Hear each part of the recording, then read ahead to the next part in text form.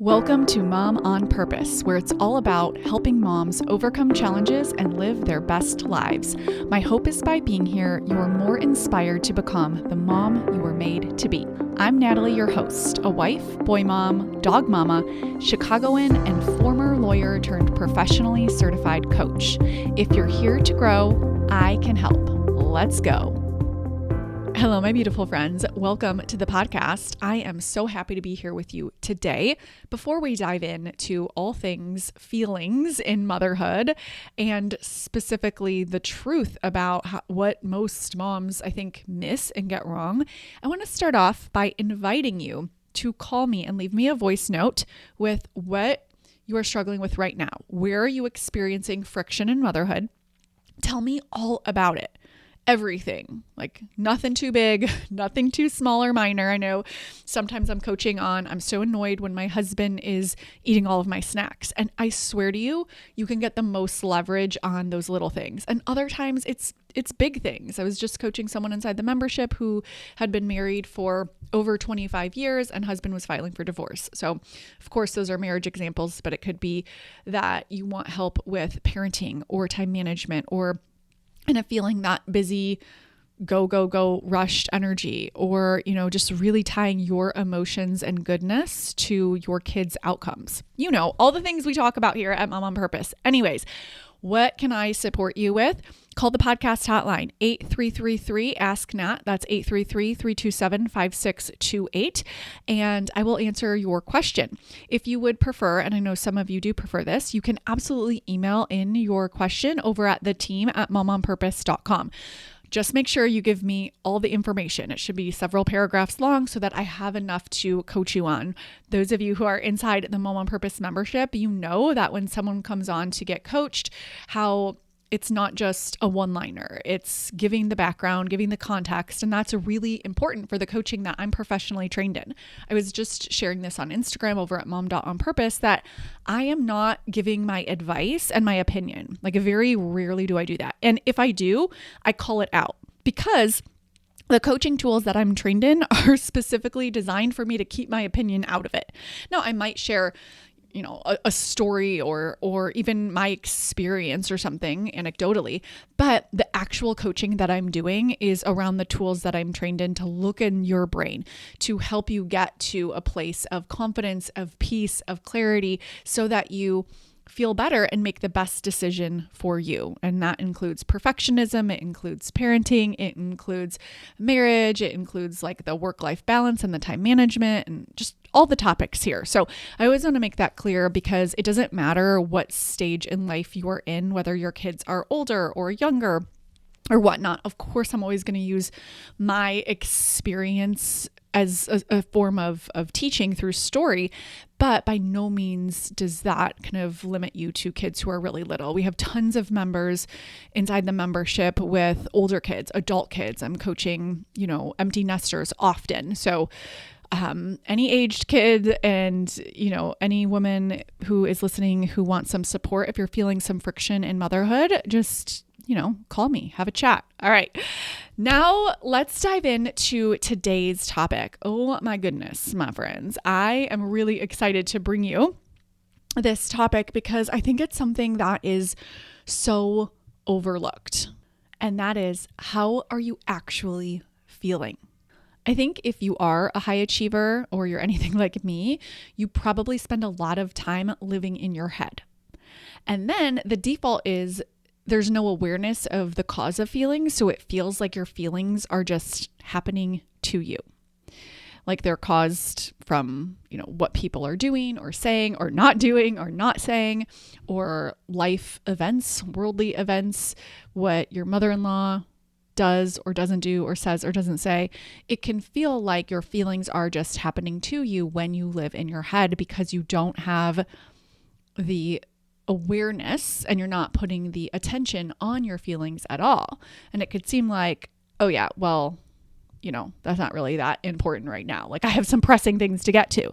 And yet you'll probably spend a lot of time invested in and caring about your kids' emotions. It is not uncommon at all for a mom to join the Mom on Purpose membership, go through my feelings courses, and then come out of it on the other end saying, yes, of course, I feel more equipped to help my kids navigate their feelings, but really I was just blown away with how helpful this is in my own life. And that is very common because I think on default, we're just very invested in our kids' feelings. I mean, thankfully, we're growing up in a day and age where that's talked about a lot more than it was when you grew up.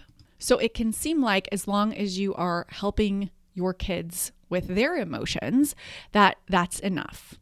But what also is simultaneously kind of happening is there's a lack of awareness of the disconnection that you feel from yourself, which if you haven't actually done any sort of self-coaching might sound kind of weird, but it does happen because you will feel overly focused on others. So you will maybe feel upset in your body, but you won't label it that and move through that emotion. Instead, you'll blame it on whatever you think the external cause is. So you might say to one of your girlfriends, my husband is making me so mad, or my kids are stressing me out, or my schedule is just really overwhelming me. Okay. And these seem like just innocent statements, but they all point to emotions coming from something outside of you. And when you blame the circumstance for how you feel, it's disempowering for yourself. Because if something else is to blame for your feelings, then we got to change that other event or person in order for you to feel better. And part of my role and my professional training is to help you feel how you want to feel, regardless of what is happening externally. Now, that doesn't mean you want to feel good all the time. In fact, when tragedies happen, you want to feel grief or heartbreak, but that's a very clean, expansive experience. The worry, the fear, the anxiety that's layered on top of that, that's what I kind of help you remove so that you just experience that clean pain that you actually want to be feeling. And then when tragedies aren't happening and it's just like your everyday life, you probably want to feel happy, connected, present, productive when you're doing work, but be able to kind of switch between the emotional hats based on the actual hats that you are wearing. And most of my clients, and I can so relate to this, don't do this. They wear one hat really well. Usually it's like the doer hat, the get it done hat.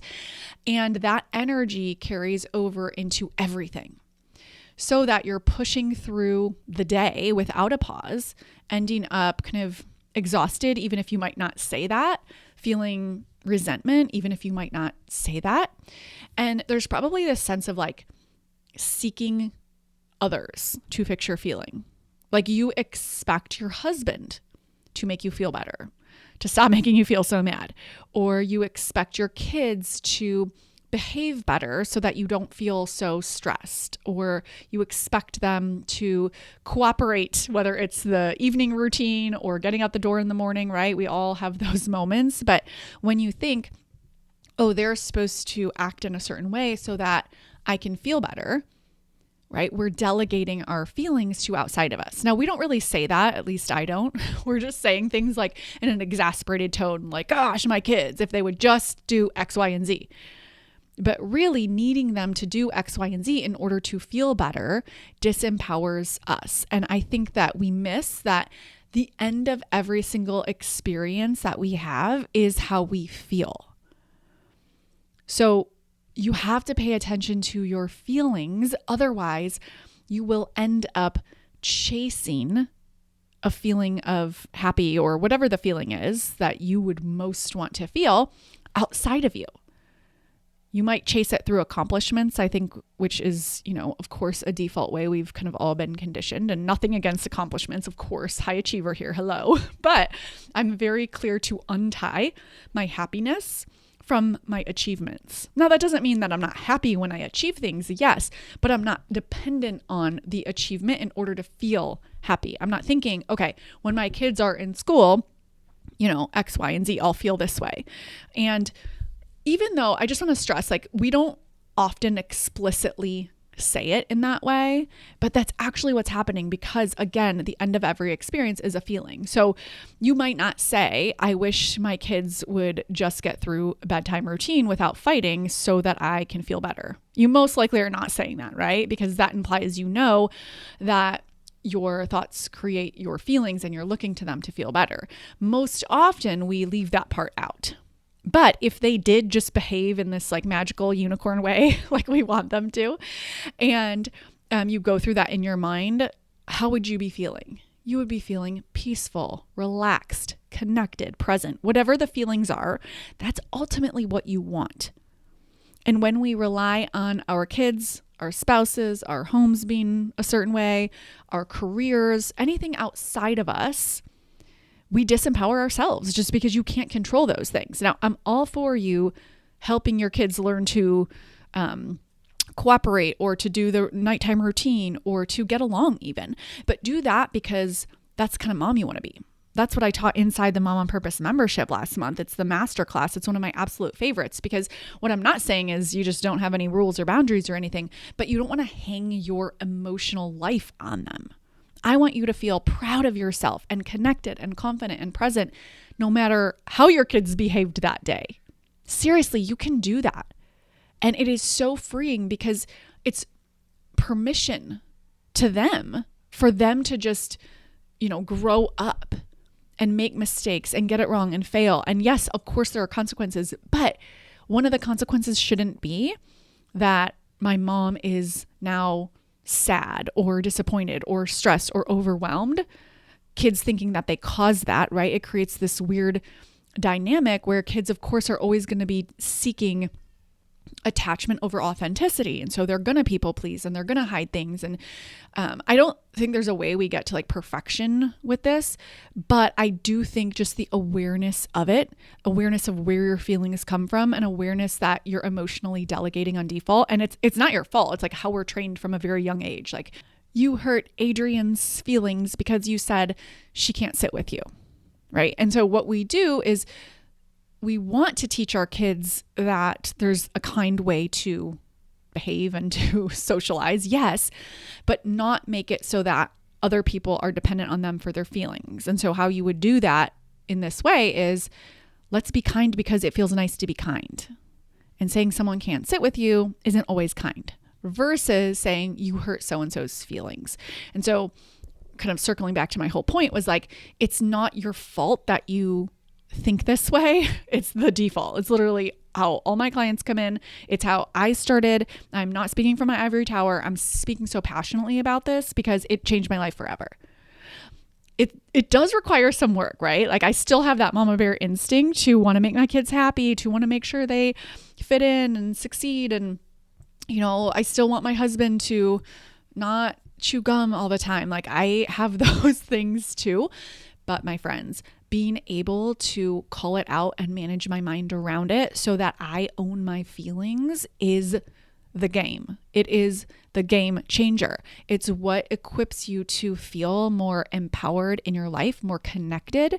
Like, my husband chewing gum. If I can go through the process of how to feel better in my mind and know that I'm creating the feelings that I'm having and it's not actually coming from him chewing gum, it's like, poof, like so much better of an experience for me because then I'm not making little comments to him. I'm not thinking he shouldn't be this way. I'm not, doing the things that I would ordinarily do if I didn't have these tools. And so I think that where we get into trouble is that we don't even know what we don't know. And obviously you're listening to this podcast, so now you do know. You do know that your feelings are so important. And you are often probably seeking those feelings from things outside of you. Add to that, right, the validation that we, were given growing up for quote unquote doing a good job. And that's why we still to this day attach our goodness to outcomes. So like if you got good grades and you were disproportionately praised for that, then you learn to think you were good when you did a good job. The problem with that is that there are lots of times in adulthood where you, and just childhood and life, right, where you make mistakes, where you get it wrong, where you're feeling like you're not enough. And if you layer on top of that, the perfectionism where you don't think you're actually good enough because you didn't do something, it leaves you chasing your worth, which is just, like Byron Katie says, like one big misunderstanding. It's like we have to separate out thoughts and feelings and actions and take a look at what is actually creating your feelings. So perfectionism creates emotional dependence because you only allow yourself to feel good when an outcome is a certain way. Now, please, high achiever, hear me. I want you to create outcomes that you want to create. I want you to excel in your work. I want you to create, I always use birthday parties. I have no idea why. I'm not neurotic about birthday parties, but it just comes to my mind as like a neutral example. I want you, if you want to have a fantastic over the top birthday party for your kids, like have at it. I think people confuse perfectionism with having high standards, and they're not the same thing. And this can really be life-changing. It's like, you can have high standards. I want you to have high standards. But if something goes wrong, you make a mistake, the birthday party is a bust, whatever. If you make that mean then something negative about you, like you're a failure, you're a bad mom, and you can't get over it, like your feelings are negatively impacted disproportionately, then you are emotionally dependent on outcomes. That's the layer that I want you to get rid of. So for me, I kind of gamify it. And this is how I can make sure I own my happiness. So achieving and happiness, they're just totally different things. And I want you to untie them so that you can do the work of how to feel better. And I mean, I know you're listening to this, you already know how to get it done. You get a lot of things done. You do things, you have high standards, but it's not at your own expense. It's not at your own emotional well-being. When you need a break, when you want to rest, you're like, it's totally fine. The house is a mess. I want to rest right now. I don't need to earn it. You're taking care of your own emotions. You allow yourself to feel good just because, it's your God-given right. Just imagine if more people took responsibility for how they were feeling and decided to feel happy and joyful and confident and connected.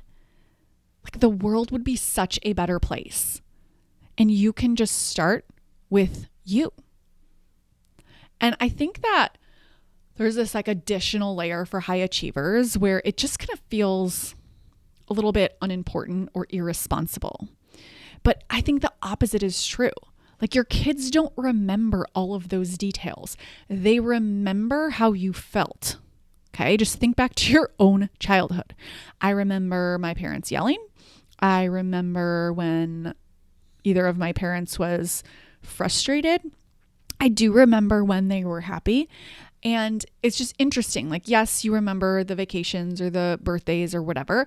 But overall, like if you could summarize how your parents felt most of the time, like it's not uncommon for me to coach clients and them to say like, their parents were always fighting or they were disconnected or they were unhappy or they were always worried or they were fill in the blank. And never once is it, you know what? I would have had a way better childhood if my parents just took me on more vacations. Never.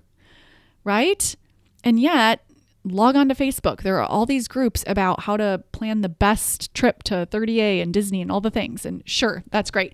I just wish too, there were other groups in equal number that talked more about like emotional well-being and parents showing up as the happiest version of themselves and doing that inner work. And I think because it's not externally validated, it's like a harder sell. It's like either unimportant or I'll get to that when.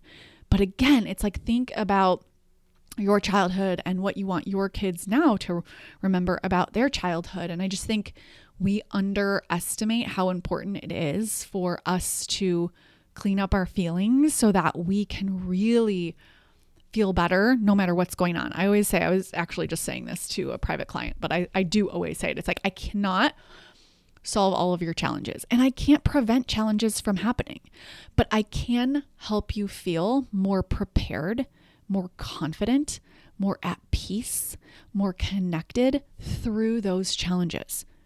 And that's it, my friends, because when you're equipped with those skills, you can expand your life to create whatever it is you want. And when life throws challenges at you that you don't really want, instead of feeling overwhelmed or feeling like you're carrying so much or there's so much pressure or anxiety or worry, You can remove all of that, those unhelpful feelings, and instead feel intentionally how you want to feel. Again, you might not want to feel happy if it's something that you don't want to feel happy about. But the anxiety, the worry, the frustration, the overwhelm, totally useless, not helpful at all. So instead, you might decide, okay, I want to feel disappointed about this, but I want to feel grounded, I want to feel present, and I want to work through it. That, my friend, is like winning the lottery. It's like the emotional lottery. And, I think of this with parenting too. It's like, I don't want to prevent my kids from having all the challenges. I want to prepare them to navigate challenges, right? Because we can't prevent all the challenges for our kids. We just can't. It's impossible. But can you help prepare them so that after they've been with you in your home, it's like frustration, no big deal. I know how to do that. I know how to do sadness. I know what it feels like to do disappointment, right? This is like the game. You have to start with yourself. You can't teach something you have no clue how to do yourself. And so it doesn't really matter your motivation. I mean, I want this for you because your life will be so much better. However, if your motivation is because you want to be able to equip your kids with it, I think that's fine too. The result will end up being the same. You'll end up applying the tools for yourself, for learning just how to feel better and not so dependent on other people, your kids, your spouse, your in-laws, your family of origin, whatever, the world, what's happening outside of you. You're not going to be so dependent on that to feel a certain way. And again, not about feeling happy all of the time, but most of the time, how do you want to feel? Do you ever think about that and think about how important that is? And right now, you may have plenty awareness of how everyone else is feeling. You might know how your kids are feeling. You might understand how your husband's feeling. You might know how people at work are feeling, or your friends, or your boss, or whatever it is. But when it comes to your own emotional life, you may be living too much in your head. You may be spiraling. You may be feeling frantic. You may be having thoughts about feelings, but not actually connected to the feelings in your body. And you may not even realize how important that is, but the way that you move through your day is on a certain frequency. You're moving through the day frantic. You're moving through the day worried. You're moving through the day overwhelmed. You're moving through the day exhausted. You're moving through the day resentful. How are you moving through the day? That's all I mean with frequency. And my job, one of my jobs as a coach, is to help you become aware of that and then learn how to create the frequency, the way that you want to move through the day on purpose. Again, not pedestaling happy. Sometimes I hope you want to feel happy. Other times it's going to be a different emotion. When something bad happens, it's not going to be a positive emotion, but it's also not going to be anxiety and worry and fear. It's going to be something more useful like grief or heartache or sadness.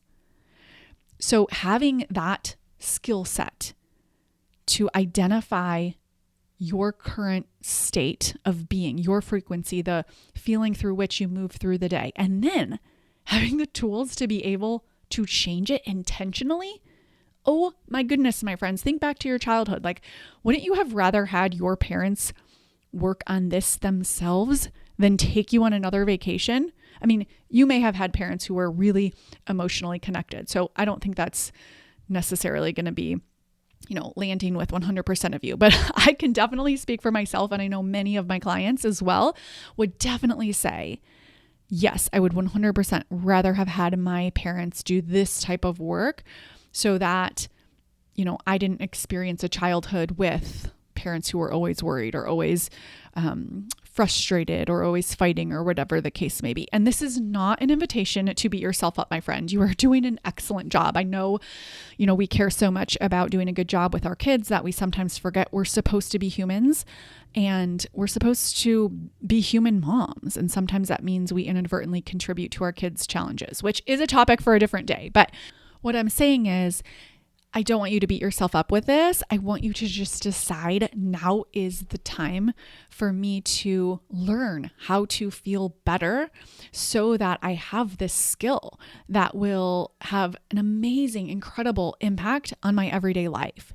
so that when something happens, it doesn't rock me. I don't feel overwhelmed or exhausted or the pressure, and I'm not carrying so much. I'm able to move through that challenge confidently, connected, very grounded with useful emotions. And then from there, when it's just an average everyday season or life or week or whatever, I can choose my top feelings and move through the day feeling how I want to feel. Joyful, connected, confident, present, productive, whatever it is. You can learn those tools. Join me inside the Mom on Purpose membership for the How to Feel Better masterclass that I taught. It is very robust.